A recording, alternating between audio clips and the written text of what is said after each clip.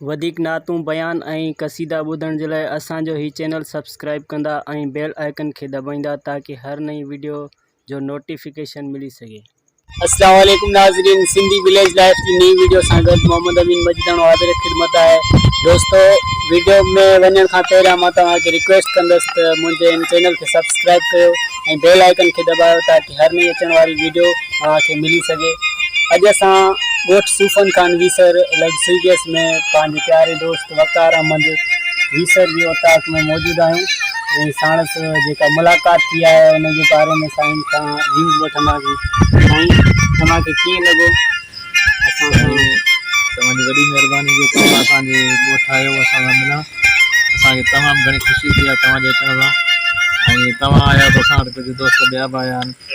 साईं असांजो दोस्त आहे साथीनाथ खान, असांजे शगन अली वीसर साहिबु, ऐं साईं इहे हाजी मीर साहिबु असां वटि आयो आहे कचहरी ते। असां सभिनी जा थोराइता आहियूं ऐं तमामु सुठी कचहरी थी रही आहे, छो त इहे कचहरियूं असांजी सिंधी सकाफ़त जूं आहिनि ऐं हुन हिसाब सां तमामु घणो सुकून मिलंदो आहे। कचहरी दोस्तनि सां कंदे पंहिंजे उताक ते तमामु सुठो लॻो।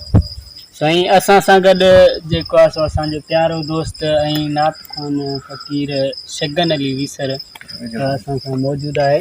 साईं खां कुझु हाल वाल वठंदासीं। साईं, ख़ुशि आहियो? ॿियो ख़ैरु आहे? साईं, पंहिंजा तासुरात बयानु कयो असां सां मुलाक़ात जे बारे में।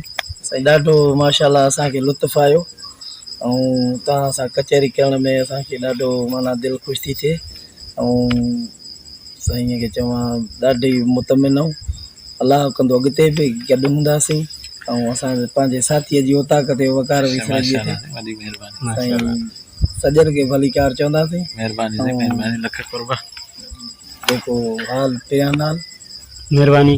साईं, ही हुया असांजा दोस्त जन वटि अॼु असां महिमान थी आया आहियूं ऐं तमामु बहितरीन तरीक़े सां महिमान नवाज़ी कई भाउ वारनि।